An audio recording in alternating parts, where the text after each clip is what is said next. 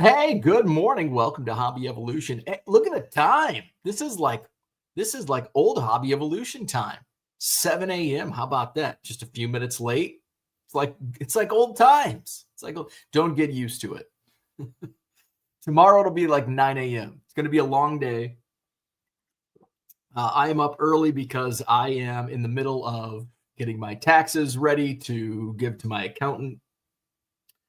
We also have a painter coming over at 8:30, so it's mainly because of the painter. The taxes, I'd lay in bed, be like, I can do this later. I've I've got 2 weeks. Uh, so uh, so here we are. I earned an in-person meeting for my accountant.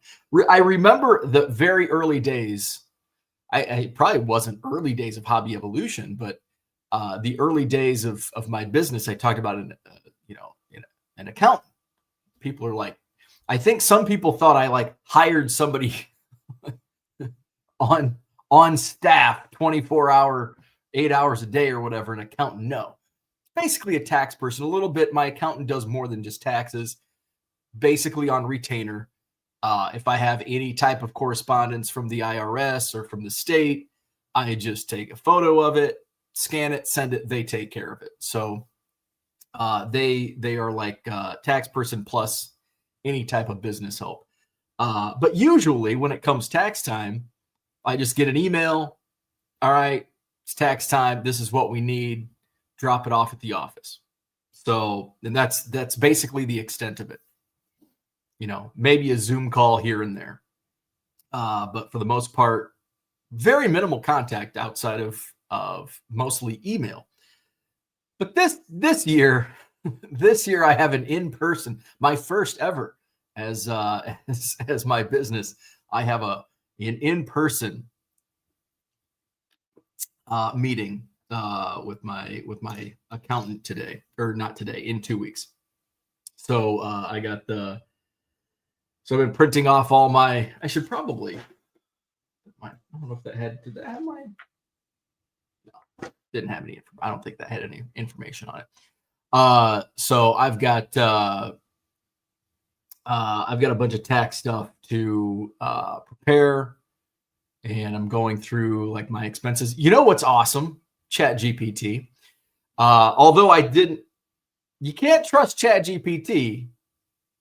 I wouldn't take medical advice like, oh yeah, go eat those berries. They're good for you. And then they're poisonous berries. So I had ChatGPT.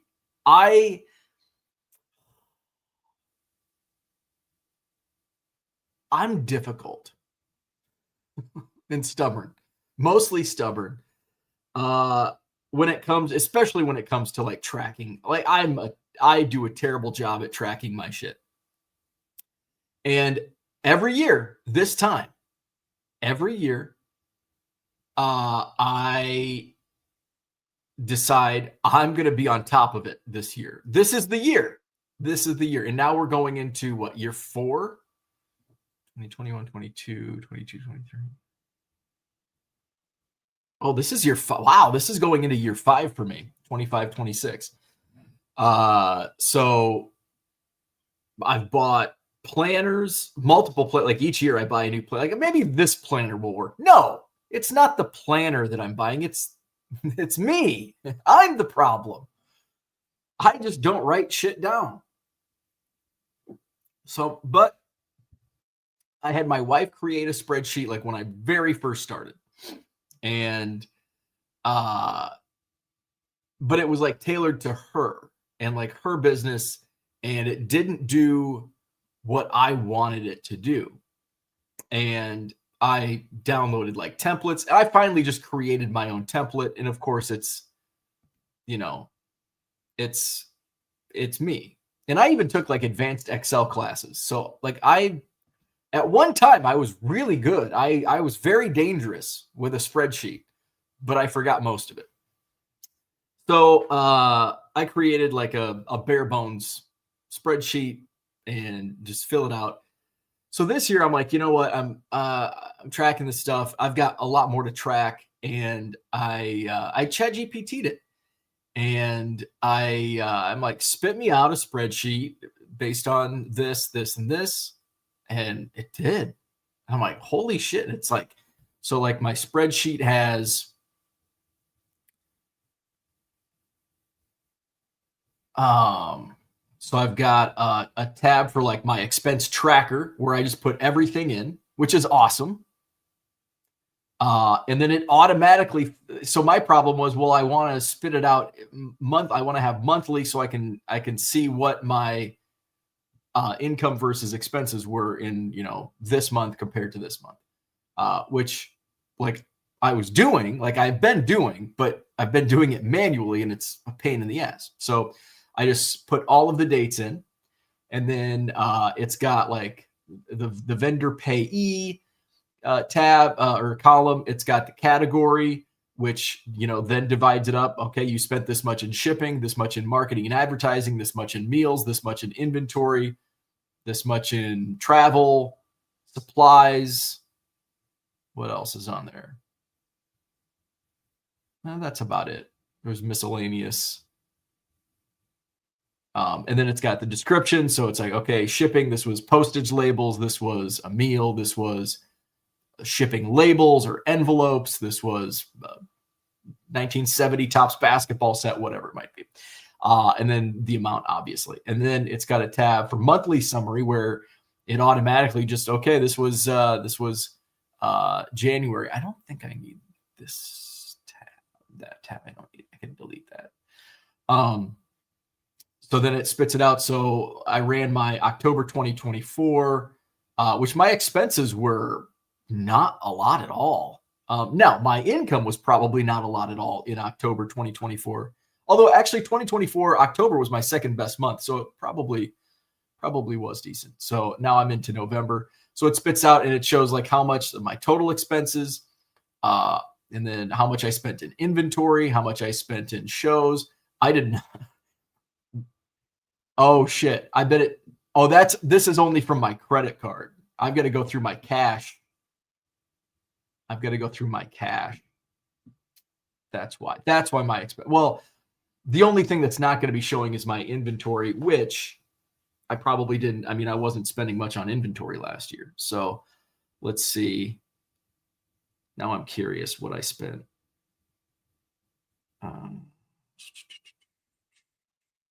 Now I got to find my damn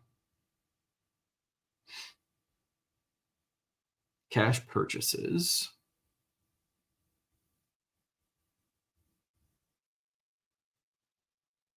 That's this year. Fuck. I don't know where my cash purchase tab is.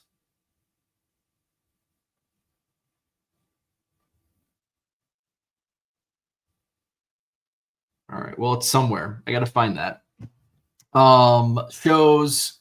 So that that tab is like for, all of my expenses related to the card show. Shipping, which shipping shouldn't be. For some reason, I had an issue last October because I had all these shipping labels. It was coming out of my PayPal instead of my direct through my eBay. So all of these shipping labels are showing up on my credit card statement. So that was a pain in the ass, just itemizing those.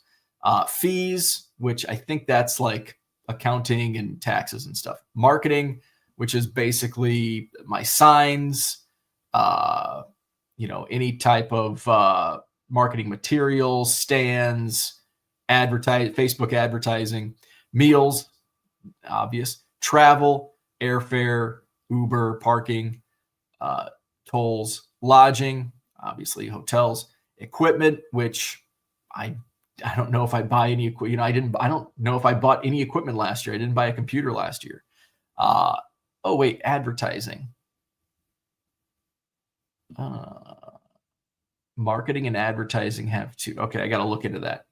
Then it's got my category totals. So I spent, let's see, where's my monthly summary? So marketing and advertising have the same amounts. Let me see. Marketing. Is that the right number? That's the right number. But for some reason, it's separated. That's weird. And it's interesting. So I'll be working on that a little bit this morning. I'm going to do a pop-up live during the day today, just some raw stuff. We're going to raw dog it today, early in the day. But my best eBay live is coming up tonight, where I've got some banging inventory. You won't want to miss out. 1millioncubs.com. There, I've got some of the information scrolling at the bottom of the screen. We're gonna have some fun stuff up for tonight.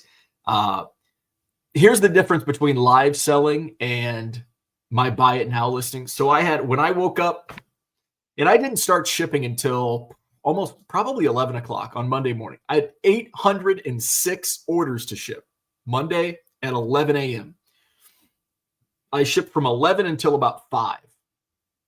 And then I had 400 and some orders still to ship yesterday morning. And I started shipping a little earlier, maybe 10:30, and I was done by 3 completely. I'm down to 0 orders to ship.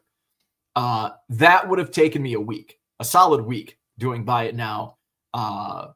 Just the pulling of all those cards alone in the various boxes, but live selling, it's all in, a couple boxes in this particular instance. So I'm going to do 2 shows today, a daytime show, and then my big show tonight.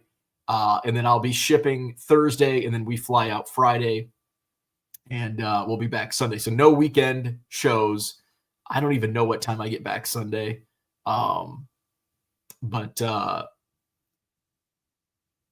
Yeah, I think we fly out like in the afternoon, so I won't get home until in the evening Sunday. So that kind of sucks. That takes away a weekend of sales, but hey, it is what it is. But I'll get back on it. The next couple weekends will be busy. So hopefully tonight will. I'm banking on tonight, and then next week's 70 tall boy set break to bring in some higher than normal revenue in sales. I've been sitting on a lot of this inventory. My October margins are probably a little slimmer. It was a down month in sales, but it was a big month in expenses. November should probably be the opposite, although I probably will spend a lot this month because I am going to the spectacular. We'll see what type of seal I did. I pre-ordered 4 boxes of Allen and Ginter because I love Allen and Ginter. I probably will lose money, which I don't care. It's a fun rip for me. I bought a case. Was it last year? I bought a case. I bought cases last year of product, which I probably won't do, like Top Series 1 on doing eBay Live. Like I'm not going to, because on eBay Buy It Now, I could list everything.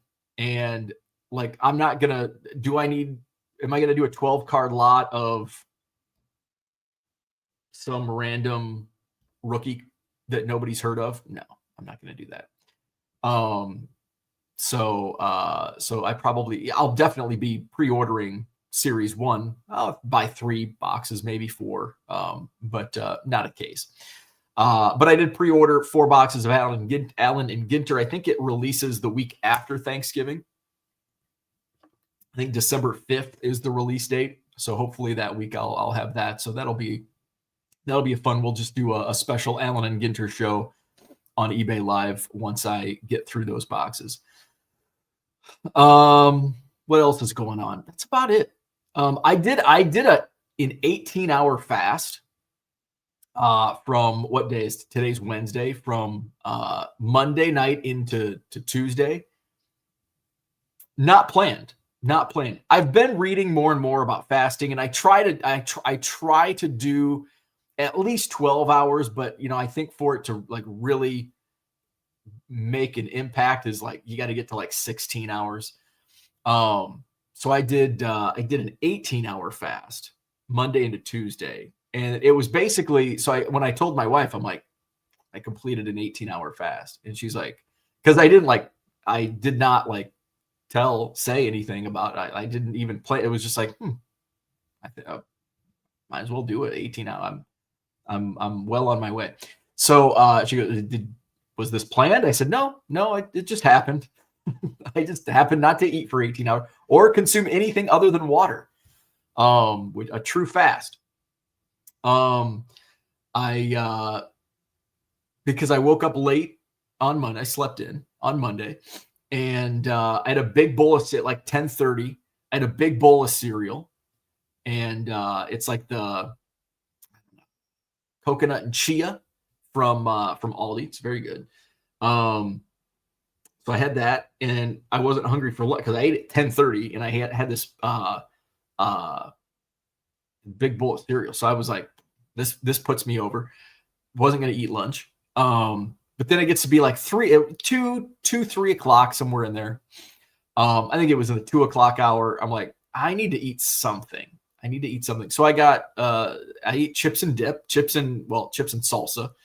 And it was the pineapple salsa from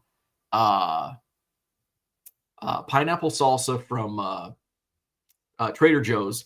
And a friend of mine turned me on to mixing and I think they told me peach salsa, like the Paul Newman's peach salsa. I ended up using the pineapple from Trader Joe's and doing an avocado or two.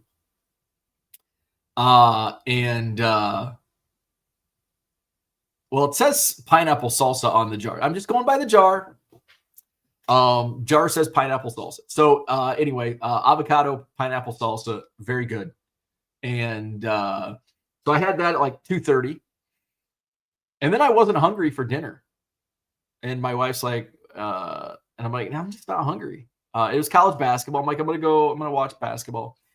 And I wasn't hungry like the whole night. And I'm like, well, might as well keep this going. And then I woke up in the morning and I didn't have my coffee. So I didn't have my coffee until like 10. Is that 18 hours? 3 o'clock, 4, 5, 6, 7, 8, 9, 10, 17 hours. So I think it was 17 hours. Maybe a little over 17 hours, 17, 18 hours, somewhere in that vicinity. So then I had, did I eat? Did I go straight to lunch? No, I know what I had. So then yesterday for brunch, I had a bagel, but instead of like cream cheese, I did peanut butter. Give me a little protein. So I had bagel and peanut butter, which held me over through lunch. And then I went and got some groceries yesterday afternoon, and I think I had a snack. I had some pistachios, and then I had a frozen pizza last night. I only had 3 pieces though, or maybe 4, 3 or 4 pieces of frozen pizza, which I had at like 6. So I'm on about 13 hours. No, it was probably 6:30. So I'm probably on 13. Yeah. 6. Yes, it's 7:30 right now. So I'm on about 13-hour fast right now. So I should get to, because I'm going to get some coffee going. So as soon as I finish up here, because I definitely need coffee to get me through the tax paperwork I'm about to embark on this morning. I don't know what time I'm going to do my live. I haven't decided yet. I don't know. Maybe my wife, I don't know. We have a painter coming in an hour, so I don't know how that's going to play out. They've got to do some work in my bathroom downstairs. We had an issue we had it at our old house as well, because we had like one of those, just a shower curtain instead of like a door. And like I told my wife when we were building this, I'm like, we should put shower door instead of shower curtain. She's like, no. All of the other bathrooms have shower doors. I was relegated the shower curtain. And I'm like, I'm just telling you, what happened at this house is going to happen at the next house. Because what happens is water gets through. There's drywall right next to the shower tub, and it's going to get wet. It's going to get moldy. We're going to have a problem. And guess what happened? We had a problem. And so we installed shower door, but we still have the issue. So we've got to get that taken. So that's what they're fixing. They're fixing the drywall and painting it. So not just painting it. So that's happening this morning. All right. What's going on in the chat? Let's say hello to the chat. Christian, what's going on? He made a show. I'm early. It's like old time. It's like old times. But I said at the beginning, don't get used to it because it's probably going to be 9 a.m. tomorrow. Because I'm going late tonight on eBay Live. Todd, good morning. Good early morning. Good luck tonight with your live. Those cards are fire. Yeah. And I've been showing off some cards the last couple days. I've been trying to do a full court press marketing tonight's stream. I've been tweeting a lot more. I've been Instagramming a lot more, even adding audio to my Instagram. I need to send out a newsletter this morning. I think that's my first. That's going to be my first order of business once I get my coffee down here. Send out a newsletter. I need to get it on Facebook, and then we'll be sprinkling it out throughout Twitter and Instagram the rest of today. It's going to start at 6:45. Basically, that 15-minute early start is just to get things ready. I mean, I will be auctioning stuff off in that first 15 minutes. I'm expecting a push from eBay, so there should be a lot of people in the room. I'm hoping for 100 people. Usually, I'm at like 20. So I'm hoping for an early start of 100 people in the room. So we may start big at the beginning. We'll see. Try to keep people around as long as possible. Gem City Card Show, good morning. That 70s Card Show in the house. Why my team is better than anyone else's team. There you go. Fly, Eagles, fly. John says, I file an extension every year and I have to pay every year, including interest. When the government owes me money, they never have to pay interest. Why does that work that way? Found Treasures is here. Good morning. It's also incumbent on the taxpayer to prove their numbers instead of the government. Guilty until proven innocent, they call it. Americans are very strange. It is kind of weird taxes, aren't they? Cody says, good morning, back to old times. Here we are, early mornings.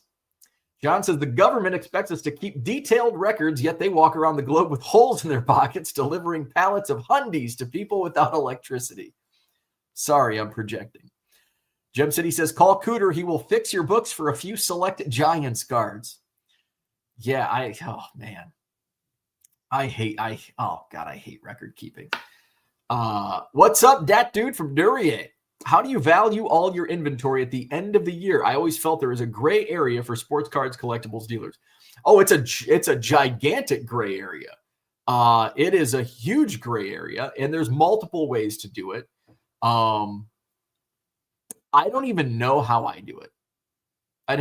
That's something I'll have to ask my accountant on when I meet him in a couple weeks. So I know how I start. So when I started the business, October 1st, 2021, I had a lot of cards. At that point, 2-3 million cards in inventory. And basically what he told me, he goes, well, there's multiple ways we can do this. He goes, I think the best option for me at that time was go back 7 years, and anything you have receipts on, go back on your credit cards, on your PayPal, any accounts that you bought with, go back and print out every single transaction related to cards that are in your inventory. Tabulate that, and that's your existing inventory. And then from there, I don't know if he takes, because I'm pretty sure, I don't know if it's a percentage of that goes off the books. I don't know. I honestly don't know, but that's how I started it. I don't know how because he does, like my accounting people do that. And I just, they have I report all my numbers, and then they do whatever they can to help me save on taxes within tax law. John says, I don't trust accountant. My son is one. My father-in-law was one. My dad was one. It's all a blurry gray line, which the IRS is confused about. You buy stuff, you sell stuff. Out of what's left over, you deduct costs like supplies, utilities, rent, etc. Yeah. And then there's loopholes. And I run a deficit in spite of what people tell you. You don't need to show a profit every year. Absolutely. Per the IRS website, if a taxpayer receives income from an activity that is carried on with no intention of making a profit, they must report the income they receive on Schedule 1, Form 1040, Line 8. Good morning, Jody. Christian does 16-hour fasts most days, has had great results. Yeah, I've had a few friends tell me about fasting, and I'm like, that's interesting. I don't know if I could, but when you really think about it, like even the minimum, and I don't think 12 hours is going to cut it. Like I don't think you're going to see many results if you do 12 hours. You might. I think the results you would see on a 12-hour would be just from the pure standpoint that you're eating less. you're not, I don't think, I'm no scientist, but I don't think eating at 10 p.m. or 11 p.m. has any adverse effect on your body outside of you're just eating more. Maybe it's an extra meal, or I don't know. It's probably junk food. I don't know. But yeah, I think once you start getting to that 14, 16 hour mark, then I think your body's actually, using some of those resources. That frozen pizza you ate last night is, starting to go to good use. This burning some of those calories. They're not sitting. You're not adding to it. Is it salsa if it's pineapple? On an income statement, it needs a value, but who is putting a value on each card? And when a card tanks, that inventory number is less. And that's where the gray area comes in. So like my biggest question, when I need your inventory number, it's like, okay, we're going to have a conversation about this, because what is a true and accurate inventory number? Is it what I paid for it? Is it what it's quote worth? And going into what it's quote worth, is that the quote book value? Is it the sold comps? Or is it what I could sell it for? This British Bulldog Topps Heritage card, I probably bought in a bulk lot that I paid a tenth of a penny for. Is this a tenth of a penny? Or when I list it as I buy it now in my eBay store for, say, $2, is it worth $2? Now, when is that reported? And that's if you're doing the cash method or accrual or whatever. So that's when he said, okay, go back and get all your receipts, whatever you paid for it over the last 7 years, that's going to be your inventory. Because that's what do you, what's replacement value on, and this is what like the insurance, in the inventory, like, what do you think all your cards are worth? Well, it depends. I have sold a 1983 Topps Randy Martz for $1.75. I have 4 million cards similar. Does that mean my inventory is worth $4+ million? No. What is a true value of your collection? And I think it's a murky gray area no matter how you do it. Orlando's here. What's going on? Gem City, good morning. Great job last night. What a fun show it was. Ooh, what channel was that on? I'll have to watch that. John says, I eat Reese's salsa then. Hey, to each his own. Let's ask ChatGPT. What's the definition of salsa?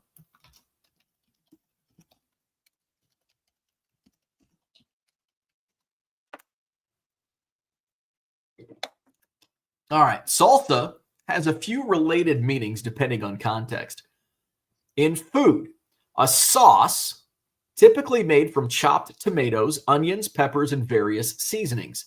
It's common in Mexico and Latin America cuisine and is often served with tortilla chips, tacos, or grilled meats, or the dance. So typically made. So it's, pineapple's kind of a rarity. So can you put, if you have pineapple in a salsa, is it still a salsa? So I would say yes, because there's also what else was there's tomatoes, onions, and seasonings. All right, so ChatGPT says yes, absolutely, it's still a salsa. Absolutely. Salsa simply means sauce in Spanish. You can make any type of sauce, salsa, and there's no strict rule then it has to be tomato-based. As long as it's a chopped or blended mixture of ingredients used as a dip, topping, or condiment, it counts as a salsa. Adding pineapple just makes it a fruit salsa, often called, wait for it, pineapple salsa. It's a popular variation that adds sweetness and acidity, great with grilled chicken or fish, tacos, or as a dip with tortilla chips, which is what I had the other day. So there you go. There's a little salsa history for you. Orlando says, thanks, Gem City. Always fun time with Petty. Oh, my Petty. I heard about this on Hobby Hotline. Ooh, I've got to tune into that. John says, gray area for sure. Bottom line is the IRS has a difficult time figuring out, can't dedicate manpower to it as it's confusing. Like gym class, you just have to make an effort. Jim City says, the Dr. Beckett audio was disappointing. I don't like it, but I still like him. Was that on the show last night? Orlando agrees. John says, I've been audited, by the way. IRS isn't stocked with deep thinkers. East Coast Tom's in the house. Just checking in before I head to work. Have a good day. Thank you, East Coast Tom. Dairyland Pickers here. I'm convinced that certain whatnot sellers are involved in a money laundering, shill bidding scheme in some, not all, high-end streams. It wouldn't surprise. I mean, nothing would surprise me when it comes to shill bidding and whatnot and the like. You know, I did an experiment last night. Actually, it wasn't an experiment. It was just an observation. But I wanted to see how many live streams, because we're typically like on a quote busy. I'm using air quotes a lot today. On a quote busy night on eBay Live, we're at like 10 to 15 live sellers at one time. What do we have going tonight? So tonight, I'm not too concerned with because I'm bringing some big stuff tonight. So I think I'll get a good audience. I just hope they bid. All right, so let's just say starting at 5 p.m.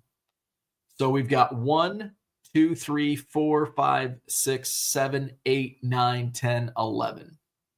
So yeah, so 10 to 15 right there. On a typical night, I think we have 10 to 15 live sales in the sports card category, sports card singles at one time.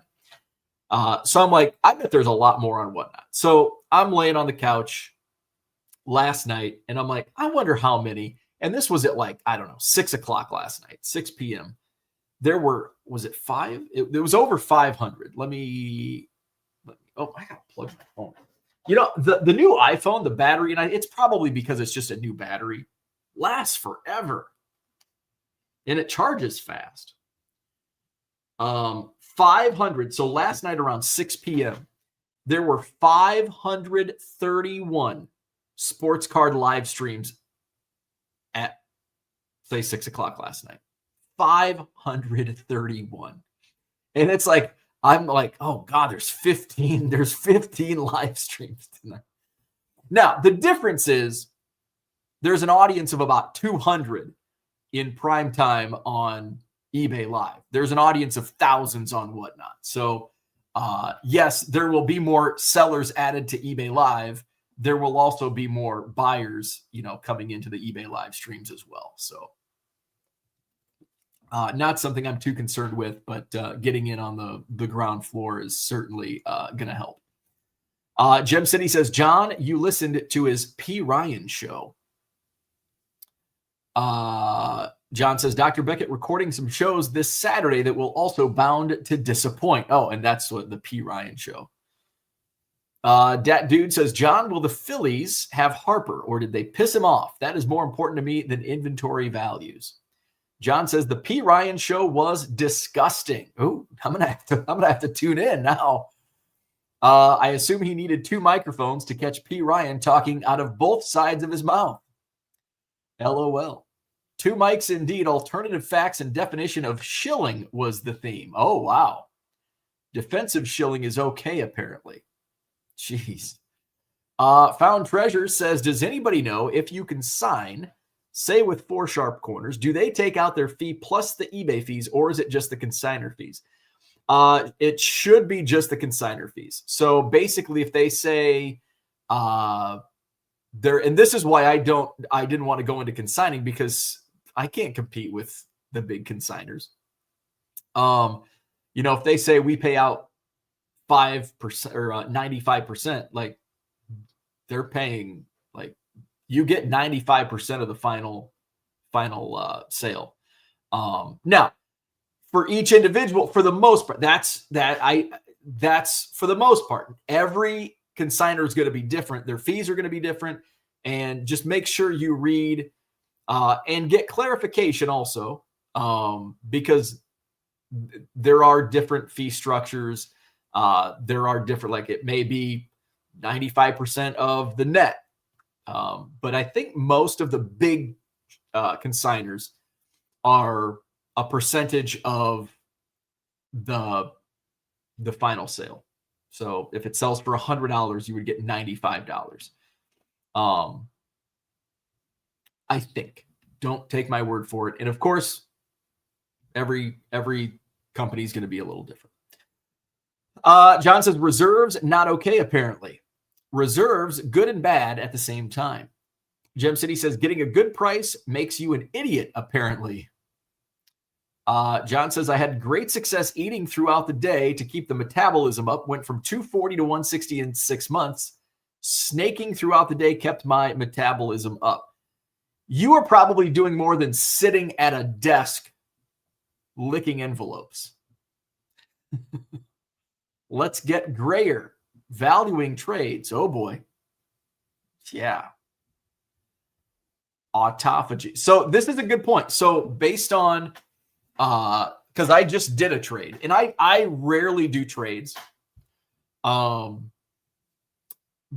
the deal Shane and I did a couple of weeks ago, I put a value on the boxes. I put basically a cash value. If I was selling these boxes, like if you were buying these boxes, it was $65 or 65 boxes times $25, like, which is a steal, which, who knows what, the eBay value, the true, whatever, $25 for a 4-row box is a pretty damn good deal. So whatever that was, like $1,600, whatever. So I put a $1,600 value on that and in trade. So I just put a $1,600 trade value on that inventory that I then sold. Dairyland Pickard says autophagy is the key in IF. Oh, fasting. John says, yes, buyers are never allowed to win with some of these guys. It took all I can to not reply in comments, as it would not have been pretty. I wonder if there are, now I'm curious, because I saw that. I'm like, oh boy, why would you have this guy on? And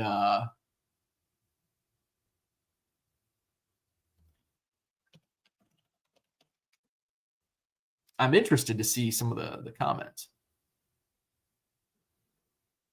Oh, there's a new video out. There's one out. Shill shocked. There's only 14 comments.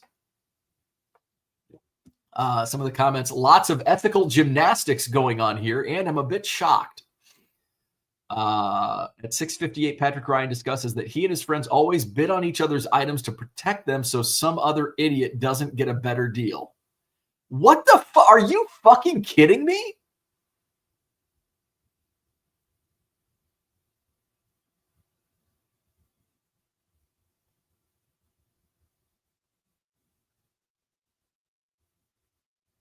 What the fuck is Beckett doing promoting this motherfucker?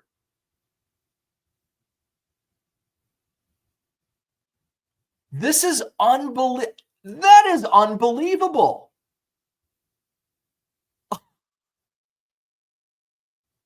I'm disappointed that Jim Beckett would put this guy on a podcast. Absolutely flabbergasted that this guy admits to shill bidding. What the fuck? That is Wow. All right. Cooter says inventory is always what you paid for it. The trick is what cost you. Remove the inventory at when you sell it. Oh. See, that's why I don't want to do this shit. Onions and pineapple. Now, have we not gotten on board with that sooner? Remember, we can't trust ChatGPT. Per AI, we can't trust, you can't fully trust ChatGPT because it can produce inaccurate or fabricated information. Trust my robot. My robot's better than your robot. Cooter says, ask your accountant how he calculates cost of goods sold. I will have to write that down. I thought pineapples meant something else. I don't know. I was on a cruise once. Ask your accountant, is pineapple salsa legit? If he gives the wrong answer, then find another CPA. I don't know how to break this to you, but 60s Mantles in 1s and 2s aren't considered big stuff. Well, when you sell 1989 Topps Barry Bonds, is a 1960 Topps PSA 1 Mickey Mantle big? Hell yeah. It's going to sell for $100 or more. It's a lot bigger than my $3 that sold for a lot more than. It might not be big to you, but it's big to my channel. It's big to my audience.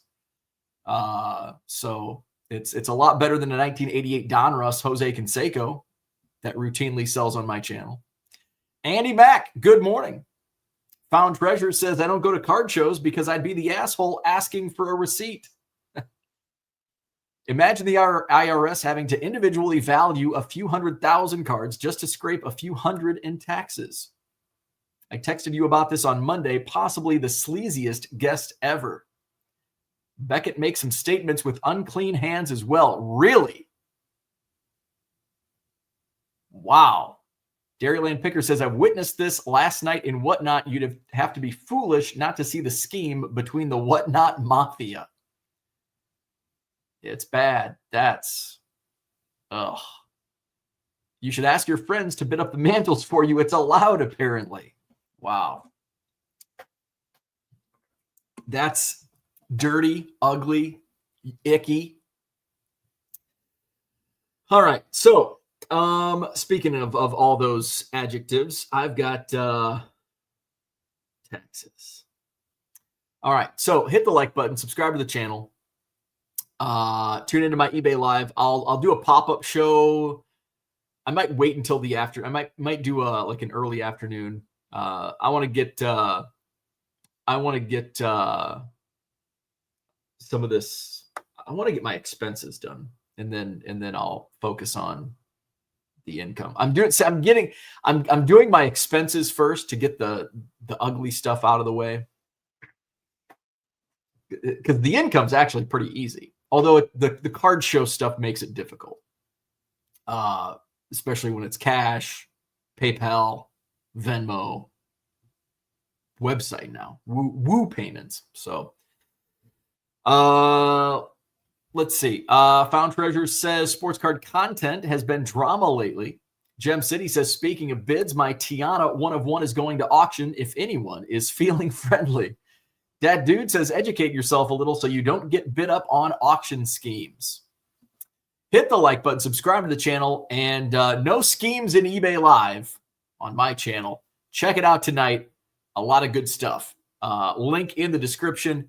I've got some vintage Mantles. I've got a Jordan game used, Jordan practice jersey swatch. I've got a Barry Sanders autograph. I'm going to run a Cubs T205. I've got Josh Allen, Patrick Mahomes, Peyton Manning, Tom Brady rookies. Got the Gale Sayers PSA 7. What else? Good stuff. No 88 Donruss Barry Bonds tonight. We're running the big stuff, whether John Keating thinks it's big or not. It's big to me, damn it. Like and subscribe. We'll see you later on eBay Live.